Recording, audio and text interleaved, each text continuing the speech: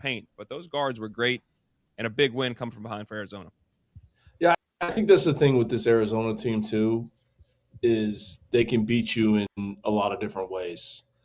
They can beat you with their defense. They can beat you with your offense. They can beat you with guard play. They can beat you up front with their front court. It's just so many different ways. Still not fully healthy yet. We'll see when Koa Pete's able to get back out there on the floor.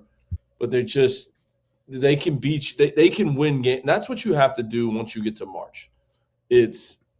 Can you change defenses in a game to get a win? If you're a predominantly man-to-man team, can you switch to a 1-3-1 zone just to win the game? Are you able to switch to a 2-3 zone just to win the game?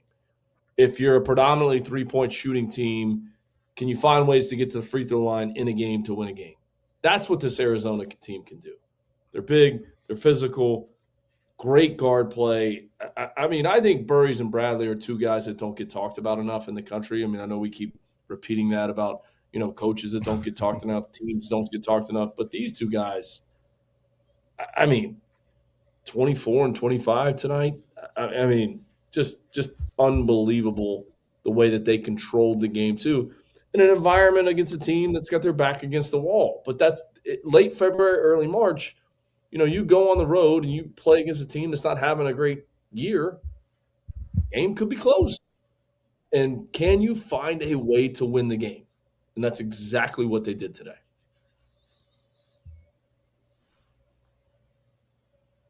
They flipped it. They flipped it in the second half, guys. I mean, they were out-toughed in the first half. If you watched it, it was like a Waka rebounding against everybody at Baylor. Baylor was playing harder. They were getting all the 50-50 balls. And my guess is Tommy Lloyd went in there at halftime and MF'd him. That'd be my guess. In the way that Tommy can, right? It's a little bit different than maybe the Hurleys. But I think Tommy probably got out. Let's go. Wake up. Yeah. Wake up. And they Let's responded. Go. They responded. They dominated in the paint, on the glass. Like you said, I mean, those three guys, man, Braden Burries is as underrated a freshman as there probably is in the country, just because all the other guys have gotten all the flash and the limelight. But he's been awesome after the first couple weeks of the season. And Jaden Bradley, again, we know what he does in the second half. And I love Karchenkov. That kid, he just guards. He does all the little things, glue guy. And Awaka was good. And Krivas has to stay out of foul trouble, by the way. The last couple of games, he's been both without Koa Pete, you've only got those two bigs. You're not rotating in three. So I think that's the hard part right now until Pete comes back. Krivas is obviously playing more minutes, getting in foul trouble early because he doesn't have as much protection up front with having those two bigs that they can rotate in and out. You know what, though? If I'm Coach Lloyd, you know what I'm really upset about? That, you're in charge of the Field of 68, and you're an Arizona alum, and you have all these hats, and you have a degree from Arizona, and you have an Arizona hat. It was on the wall. It was on the wall. Just saying, thank you. I'm Coach Lloyd. I am mad at you.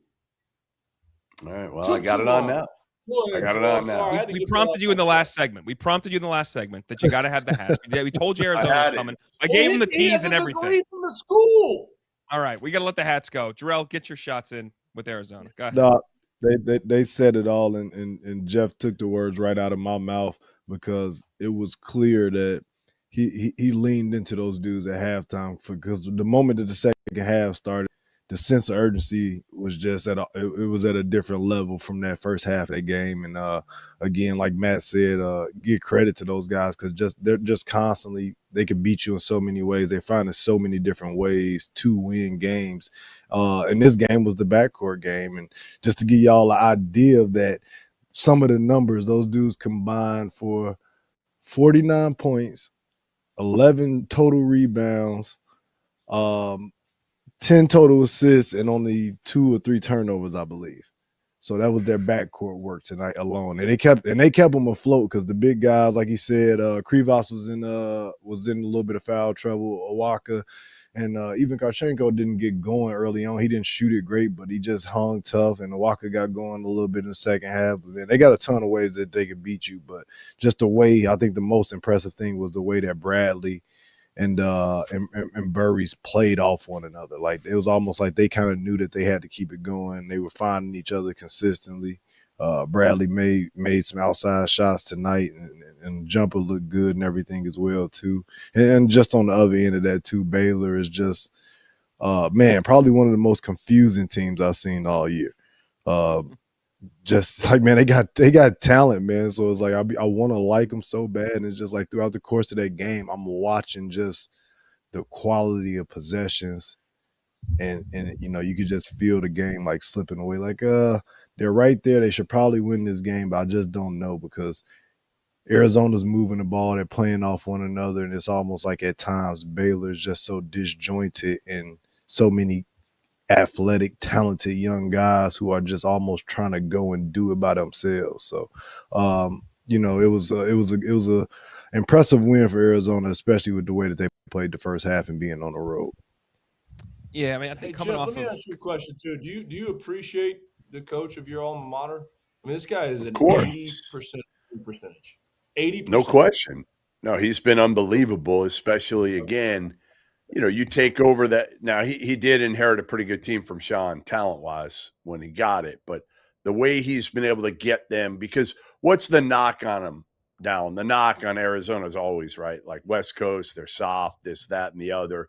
This team is not soft. Now, they played soft in the first half, but, man, they are not a soft team, especially when you put Koa Pete back in the lineup. Like, those freshmen aren't physically soft. They're not mentally soft. Tommy's done an incredible job with this team. Obviously, the one thing left for Tommy Lloyd to do is to get him to a Final Four.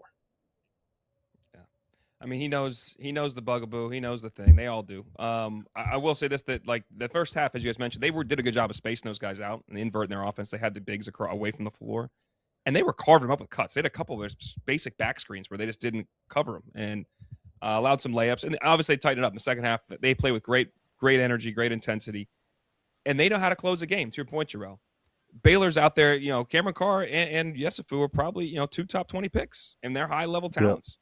But they're trying to kind of do their own thing, whereas Arizona's playing for and with each other, and they know exactly how to finish the game. And early in the season, Bradley was, I think, he was the best closer in the country in the first 2 months.